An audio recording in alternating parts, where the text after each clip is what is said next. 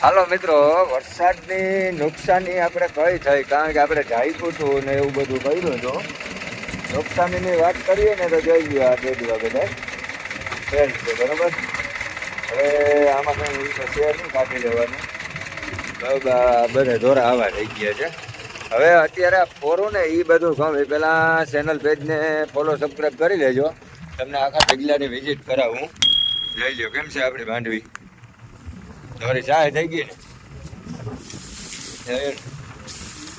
Ready થઈ ગયું બધું. ક્યાંય તમે આમ આમ જો હવે ને આમને મેં બોલે નદી સુધી આમને પુગાડવું છે.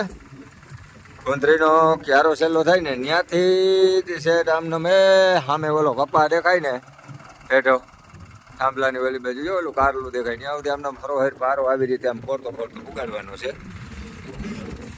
હવે આ માંડવી આમાં શું છે ભાઈ, સરકારને કંઈ તમારે નુકસાની જોવી હોય તો આવી જાવ અત્યારે આપણી વાડીએ કલે જાઓ, તમને નુકસાની દેખાડું. કારણ કે આપણે આ કારલું કર્યું હતું અને એમાં કાગર ને આ તેન બધું ઢાંક્યું હતું. જો તો તમને બતાવું, જો એક કાગર વાં બેઠી માનસી ન્યા છે અને અહીંયા હતા ભૂંગા ટાઈલપત્રી કરી એ છે, બરાબર. અને હવે આ કારલું આપણે ઉખેરીએ ને એ છે. હવે આમાં શું હાજુ રહ્યું છે લઈ લ્યો પૂરું. હવે ખાતર પ્યોર ખાતર હો, જઈ લ્યો થઈ ગયું ને ખાતર. બરાબર. બધા ડૂસાનું એમ કહેતા હતા, આમાં ડૂસો એ કે અમારે નહીં રહીએ, માંડવી કદાચ થોડી ઘણી હાથમાં આવે, આપણે માંડવીએ નથી આવે એમ. આ માંડવી જઈ લ્યો, જઈ લ્યો, જઈ લ્યો માંડવી. હજી સરકાર તો અમુક ટકા એમ કહે કે ના ના અમુક ટકા નુકસાની છે. બરાબર. હવે આ કાલનું છે, અડધું ફેર્યું છે, વાં સુધી પુગાડ્યું છે. હવે આને બધાને ગધા મજૂરી કરી પાછા ભર્યા તો થાય નહીં. આને ભારીઓ અહીંથી બધું થ્રેસરી પુગાડવું જોઈએ. ભારીઓ અહીંથી પુગાડતા પુગાડતા અહીંયા નીચે ડેડવાનો થર થઈ રહી છે, એ હું તમને દેખાડું. બરાબર. જઈ લેવા ડેડવા કેમ ખર્યા, જઈ લે ડેડવા. બરાબર. એટલે એ ડેડવા આ ડૂસો ગયો છે ડેડવા, અને આ કારલાની નીચેની જગ્યા હતી, બરાબર. હવે એમાં આવડી એવડી માંડવી એ થઈ ગઈ છે. હવે માંડવી હવે આપણે તો સુવિધા અલગ પ્રકારની કરી છે, ટ્રેક્ટરવાળાથી તો થાય નહીં. હા હવે આપણે જેસીબીમાં સીપીઓ ફિટ કર્યો હતો, બરાબર. તો હવે આ સીપીયાને ઓપરેશન કરવું જોઈએ. આ ભાંગી લીધા, બરાબર. જો આ બે પાખિયા ભેગા કરી લીધા, બરાબર. આવી કઠિન પરિસ્થિતિ છે. અને હજી જો કોઈને એમ થતું હોય કે નુકસાની નથી થઈ તો સ્થળ ઉપર આપણી વાડીએ વૈયા આવે આટો મારવા, બરાબર. એટલે એને ખ્યાલ આવે કે કેટલા ટકા આમાં હવે બચશું હે, બાકી નુકસાની કેટલા ટકા નુકસાની છે એ ભૂલી જવાનું.